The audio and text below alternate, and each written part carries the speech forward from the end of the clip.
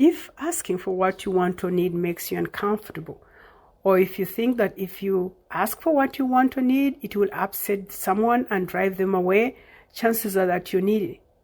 Needy people have a history of getting a negative response when they ask for what they want or need, even when what they're asking for is reasonable. This, unfortunately, makes them more afraid to ask for what they want. What is it exactly that you do that gets your negative response?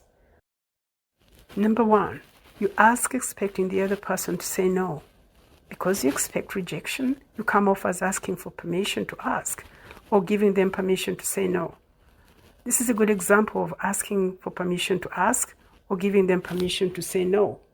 A needy person will say, if you're not doing anything this Friday, I was thinking maybe I could cook you dinner and maybe we can watch a movie. If you don't want to, that's okay. There's no pressure. Now compare these two. What are you doing this Friday? I was thinking of cooking you dinner and afterwards we can watch a movie.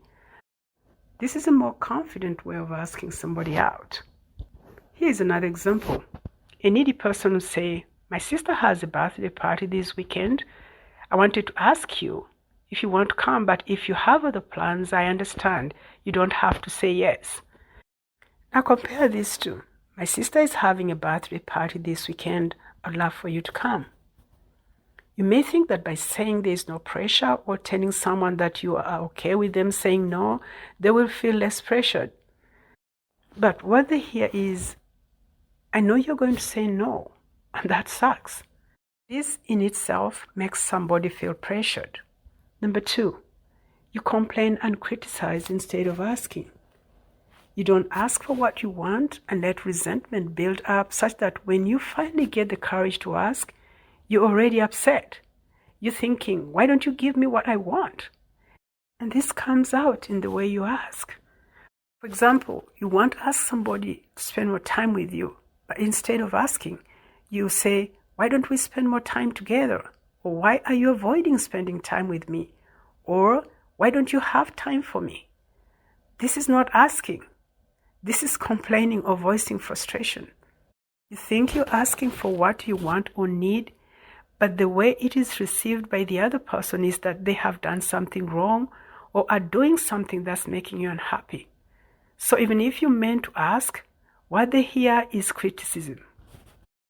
When people feel that they have no choice but to give you what you're asking for, or if they feel that they will somehow be punished if they do not give you what you want or need, they'll push back or pull away. Even when they say yes, they're not saying, yes, I want the same thing as you want. They're saying, if this will shut you up, or stop you from trying to make me feel guilty, or stop you from nagging me, then okay, I'll do it. Number 3, you push and push. You ask expecting the other person to say no, and sure enough, they say no. But you don't accept their no. You keep asking and asking over and over.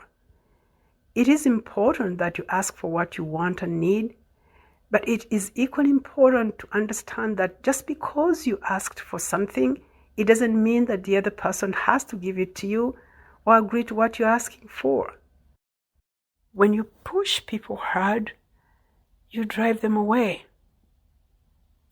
As far as they're concerned, you're needy.